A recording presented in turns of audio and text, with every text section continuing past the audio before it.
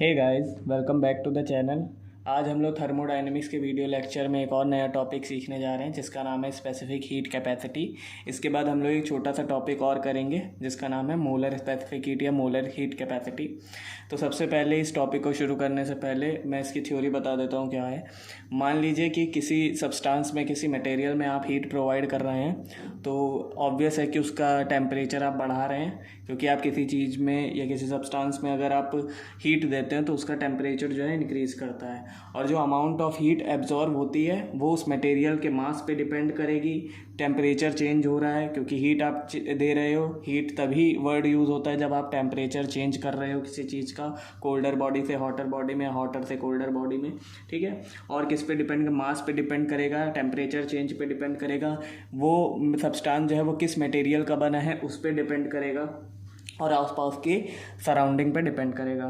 तो हम एक इक्वेशन से इसको डिनोट करते हैं स्पेसिफिक हीट को, जो कि इक्वेशन है Q is equal to m small m s delta theta, ठीक है। वेयर डेल्टा थीटा जो है वो क्या है, change in temperature, change in temperature. m जो है वो मास ऑफ द मटेरियल है, मास ऑफ बॉडी है, ठीक है, mass of the body. Q जो है यहाँ पे कैपिटल Q, वो आपने जो हीट सप्लाई करी गई है, ठीक है। तो heat supplied to the body, heat supplied to the body. और जो यहाँ पे S है वो S होता है कांस्टेंट, ठीक है, क्योंकि जो हीट सप्लाई है वो मास पे डिपेंड करेगी, टेम्परेचर चेंज पे डिपेंड करेगी, प्रोपोर्शनल होगी। जब प्रोपोर्शनैलिटी का साइन हटेगा तो S एक कांस्टेंट आ जाता है। इसी कांस्टेंट को बोलते हैं specific heat, specific heat capacity, या आप सिंपल वर्ड में स्पेसिफिक हीट भी बोल सकते हैं, ठीक है। तो अलग अलग मटेरियल की, अलग अलग सब्सटेंस की स्पेसिफिक हीट अलग अलग होती है, और इसकी जो यूनिट होती है वो भी मैं बता देता हूँ कि S की जो यूनिट होती है वो क्या होती है। ये दो चीज़ों में, क्योंकि हीट है तो इसको कैलोरी और जूल दोनों में हम लोग नाप सकते हैं। तो अब स्पेसिफिक हीट है तो इसकी यूनिट आपकी हो जाती है जूल पर किलोग्राम डिग्री सेंटीग्रेड, ठीक है। आप ये लिख सकते हैं या ये लिख सकते हैं, कैलोरी, जूल से कैलोरी में कन्वर्ट कर दिया, और ग्राम, ठीक है, ऊपर ले जाएंगे तो इन्वर्स हो जाएगा, और केल्विन, ठीक है। ये दो इसकी यूनिट होती हैं, किसकी, स्पेसिफिक हीट की। ये चीज़ आपको समझ में आ गया। अब देखते हैं कि मोलर हीट कैपेसिटी क्या होती है। मोलर हीट कैपेसिटी को शुरू करने से पहले कुछ सब्सटेंसेस की मैं स्पेसिफिक हीट लिख दे रहा हूँ यहाँ पे कि वो क्या क्या होती हैं। जैसे कि वाटर की होती है, स्केच पेन चेंज कर लेता हूँ। जो वाटर की स्पेसिफिक हीट होती है वो होती है 1, ठीक है। इसके बाद जो आइस की होती है स्पेसिफिक हीट वो होती है आपकी कितनी, 0.50, ठीक है। आप उसके आगे यूनिट लगाते जाइए कि यूनिट कितनी कितनी उसमें आएंगी, यानी कि जूल पर किलोग्राम डिग्री सेंटीग्रेड या केल्विन पर ग्राम केल्विन, ठीक है। ये कैलोरी है, ये केल्विन है, दोनों चीज़ें अलग अलग होती हैं। इसके बाद आप देखिए मोलर हीट कैपेसिटी क्या होती है। Molar heat capacity same formula रहेगा, बस थोड़ा सा डिफरेंशिएट होगा। मोलर हीट कैपेसिटी,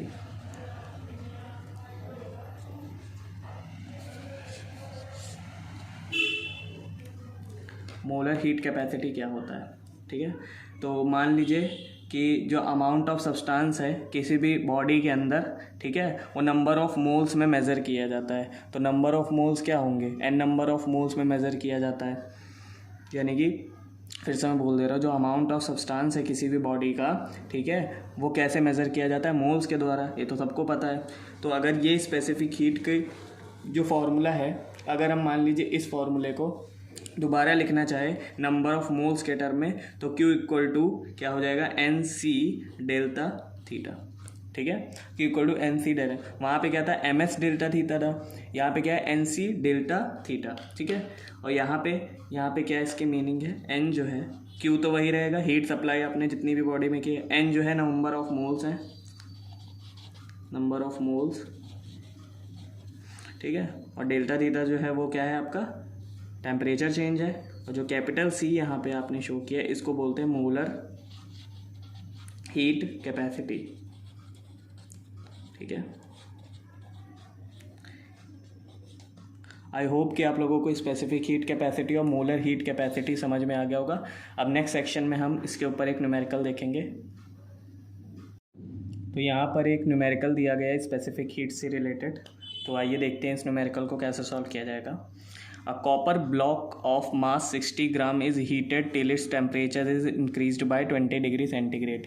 यानी कि एक कॉपर का ब्लॉक है 60 ग्राम का, उसका मास दिया हुआ है, वो हीट किया जाता है, यानी कि उसका टेम्परेचर इंक्रीज़ किया जाता है कितना 20 डिग्री सेंटीग्रेड तक उसको इंक्रीज़ किया जाता है। तो हमें फाइंड करना है कि हीट सप्लाई कितनी की गई है ब्लॉक को उसका टेम्परेचर बढ़ाने के लिए।